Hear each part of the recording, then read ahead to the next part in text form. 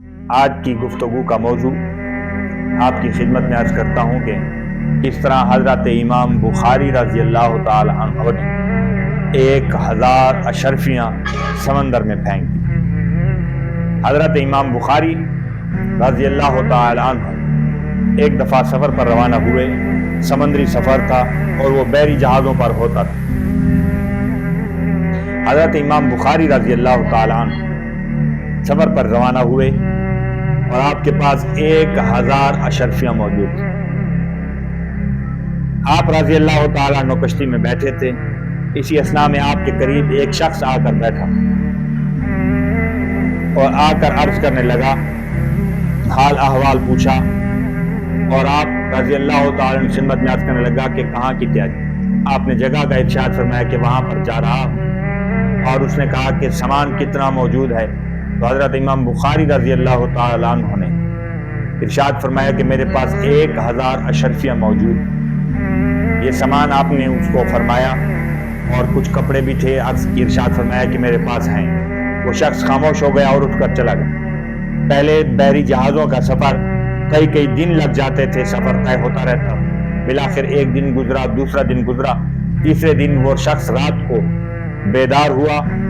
جب صبح ہوئی، رات کو سویا اور صبح کو جاگا تو وہ کہنے لگا، شور مچا دیا کشتی دوری میں اور بحری جہاز میں، بلند آواز سے کہنے لگا کہ میرا سامان چوری ہو گیا۔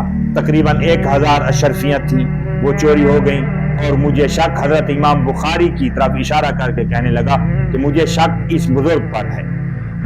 اور آپ کے کپڑے سادہ تھے، لوگ آپ کو پہچانتے نہ تھے کیونکہ یہ جدید وسائل نہ تھے۔ چند لوگ پہچانتے تھے، چند لوگ نہ پہچانتے تھے۔ انہوں نے کہا کہ بس طے ہو گیا کہ ان کی تلاشی لی جائے گی۔ ظاہری بات ہے، وہ تو ایک بہروپیہ تھا، چور تھا، دھوکے باز تھا۔ حضرت امام بخاری رضی اللہ تعالیٰ عنہ کی تلاشی لی جاتی تو بالآخر آپ کے پاس جو آپ کی اپنی 1000 اشرفیاں موجود تھی وہ نکل آتی اور آپ رضی اللہ تعالیٰ عنہ کو یوں رسوا کیا جاتا۔ تو بالآخر طے ہوا کہ آپ کی تلاشی لی جائے گی۔ حضرت امام بخاری نے اپنے آپ کو تلاشی کے لیے پیش کیا۔ آپ کی مکمل جامع تلاشی لینے کے بعد آپ کی طرف سے مال نہ مل سکا۔ مال نہ ملا، لوگوں نے اس دھوکے باز کو برا بھلا کہنا شروع کر دیا کہ تم نے ایک بزرگ کی یوں توہین کی ہے۔ بالآخر خاموشی ہو گئی۔ وہ چور، وہ دھوکے باز حضرت امام بخاری رضی اللہ تعالیٰ عنہ کے پاس پہنچا اور آ کر عرض کیا کہ آپ نے تو مجھ سے جھوٹ بولا کہ آپ نے فرمایا کہ میرے پاس 1000 اشرفیاں ہیں، لیکن جب تلاشی لی گئی تو آپ کے پاس سے نہیں برآمد ہوئی، ملی نہیں۔ تو آپ نے ارشاد فرمایا کہ میں نے کوئی جھوٹ نہیں بولا، میرے پاس حقیقتاً 1000 اشرفیاں تھیں۔ اس چور نے کہا کہ جب تلاشی لی گئی تو آپ کے پاس سے وہ وصول نہیں ہوئی۔ تو آپ نے ارشاد فرمایا کہ جب تم نے یوں میری طرف اشارہ کر کے کہا کہ مجھے اس پر شک ہے، بالآخر میرا مال تھا وہ تم نے اپنا بنا کر لوگوں کو بتایا۔ جب میری تلاشی لی جاتی تو واقعتاً وہ مجھ سے برآمد ہو جاتی۔ اسی لیے میں نے وہ جب تم نے شور مچایا، میں تمہیں پہچان گیا کہ تم دھوکے باز ہو۔ میں نے وہ 1000 اشرفیاں اپنی جیب سے نکالی اور سمندر میں